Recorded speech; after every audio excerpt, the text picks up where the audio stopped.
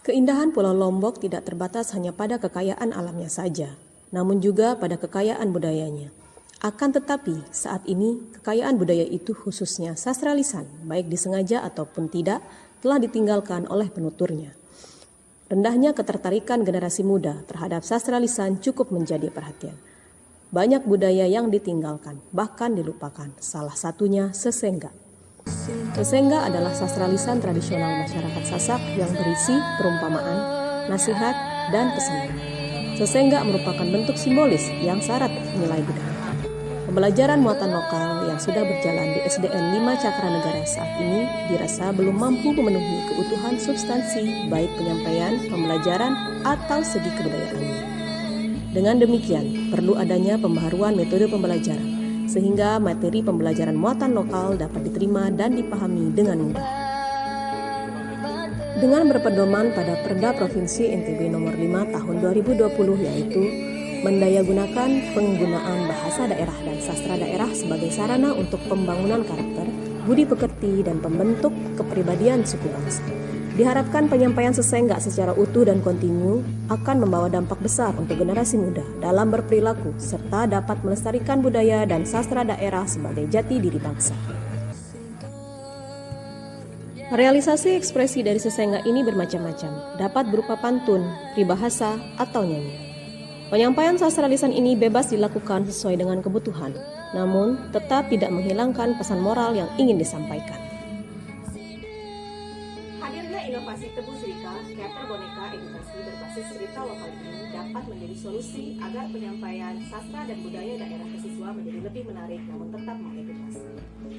Realisasi inovasi ini menggunakan boneka tangan atau boneka kertas. Guru dan siswa dapat memainkan boneka untuk bercerita secara langsung sehingga pembelajaran menjadi lebih hidup dan interaktif. Inovasi ini akan banyak melibatkan para siswa. Siswa akan belajar selama proses persiapan pementasan dan melihat hasil pembelajaran setelah pementasan. Berikut adalah tahapan dalam menerapkan inovasi Tebu Sirika. 1. Membuat kelompok siswa. Setiap kelompok sedikitnya terdiri dari 5 orang siswa. Dalam satu kelompok nantinya ada yang berperan sebagai dalang, artistik, dan pemain. Namun, pembuatan kelompok ini tetap menyesuaikan dengan kebutuhan naskah cerita. 2. Persiapan boneka.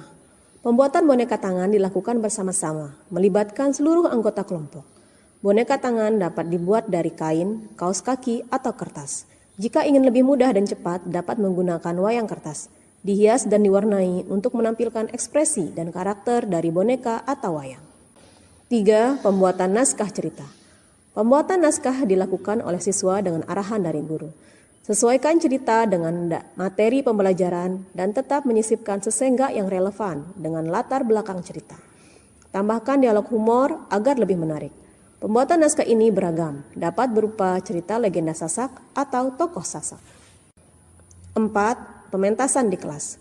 Kelompok siswa pentas secara bergiliran dengan 1 orang berperan sebagai dalang, 1 orang sebagai penanggung jawab artistik, dan 3 orang sebagai pemain. Jumlah pemain menyesuaikan kebutuhan naskah. Kemudian siswa memainkan boneka sambil bercerita. Dilakukan di balik layar sederhana, dari kardus atau langsung di depan kelas.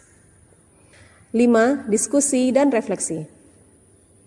Setelah pertunjukan, dilakukan diskusi bersama dengan siswa tentang pesan moral atau pelajaran yang didapat dari pementasan.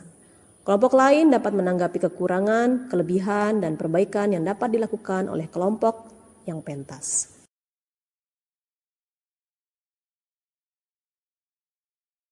Tujuan yang ingin dicapai dengan inovasi Tebu Sirika ini adalah 1.